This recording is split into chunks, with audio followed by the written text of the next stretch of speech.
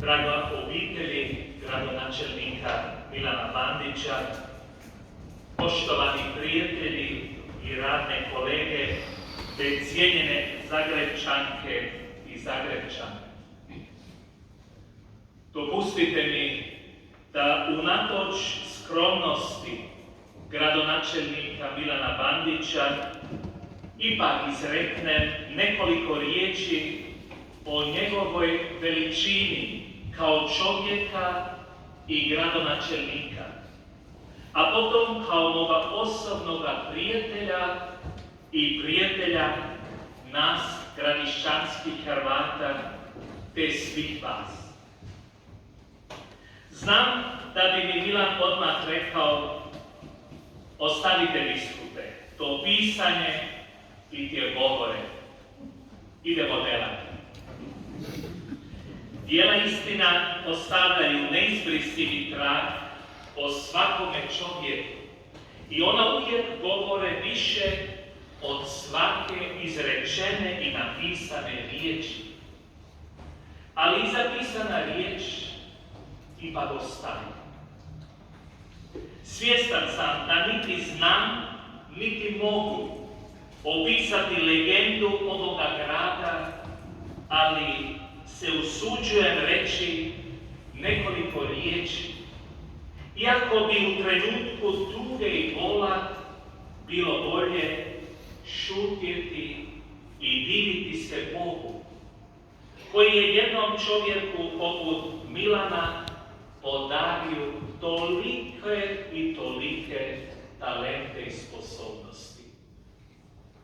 Naš dragi Milan nije samo da je on hodao kroz život i trčao kroz voljeni grad Zagreb, nego je on letio od grada do grada, od države do države i što je najbitnije, od čovjeka do čovjeka.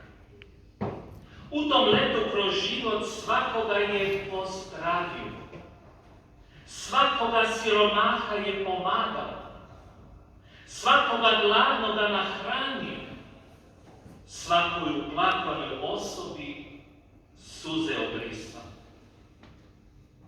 Nitko ne može reći da ovome čovjeku pripada riječ negacije. Ne mogu i neću. Bio je nepobjediv, neslomljiv, neumoran.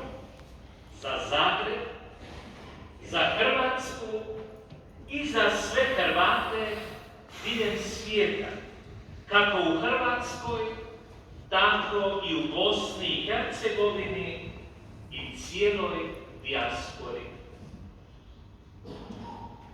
Sve što je bilo za dobro čovjeka, on je i htio i po svaku cijenu svih mogućih i nemogućih opozicija morao uraditi jer je bio socijalno osjetljiv. Vrata njegovoga ureda kroz 20 godina i njegovoga srca kroz 65 godina uvijek su bila otvorena za čovjeka, a duša unatoč svim politikama i vremenima uvijek je bila naslonjena na Bogu. Govorio je: ja se bojim samo Boga i moje rođene majke. U stvari nije imao strah, nego strahopoštovanje pred Bogom. Majci koja ga je rodila, Majci Božoj, koju je on rado hodočastio i je duhovno ga inspirirao, i Majci domovini za koju je živio i munjevito umirao.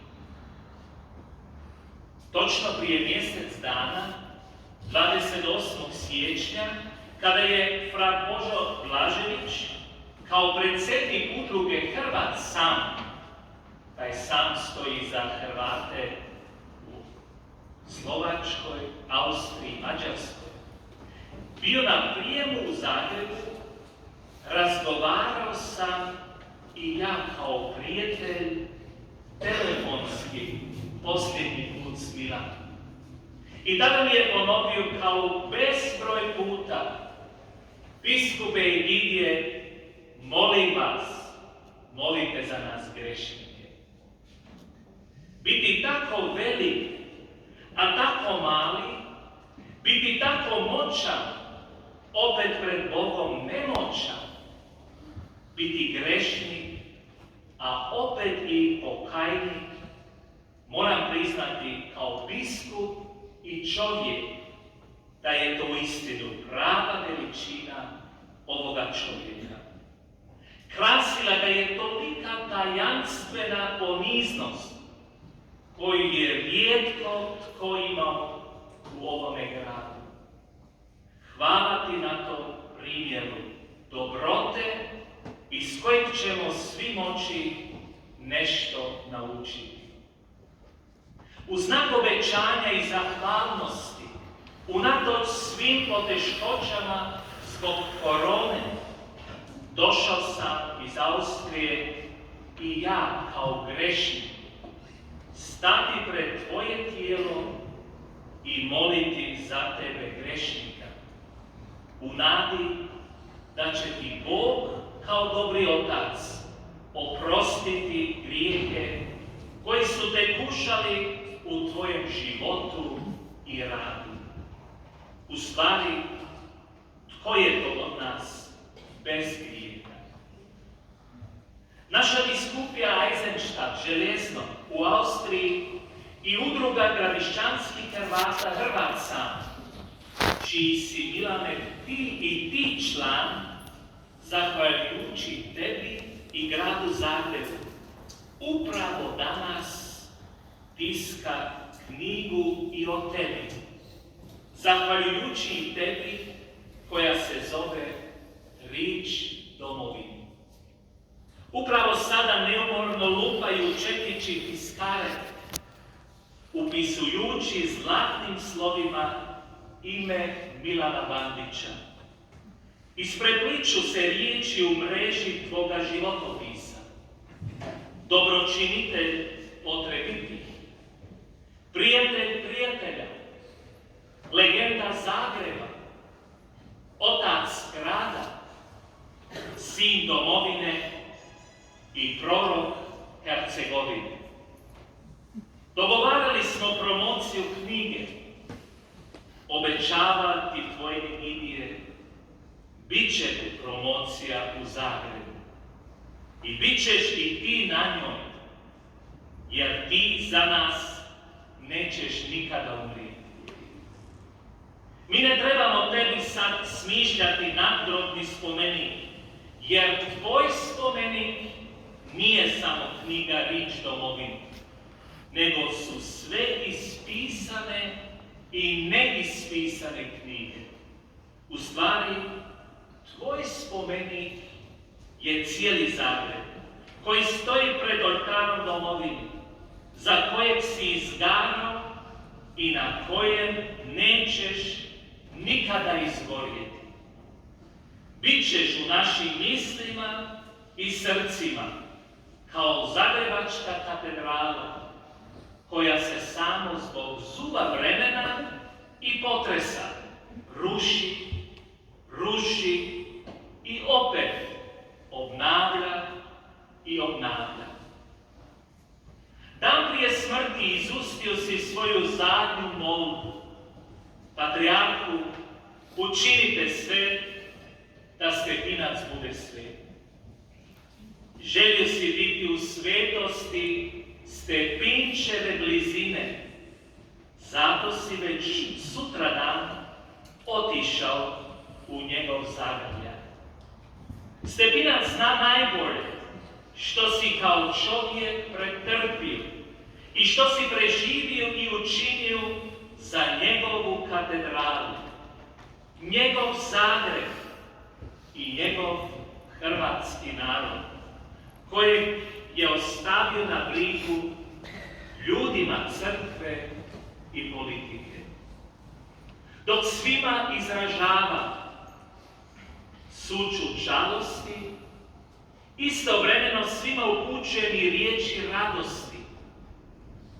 Ljudi, budite sretni i ponosni, jer vam je Bog dao povijesnog gradonačelnika, kojeg je narod 6 puta birao, znajući da je to čovjek i radnik, pa tek onda kršćanin, katolik i Hrvat, u svome osebujnom i neobjašnjivom bandićevskom stilu.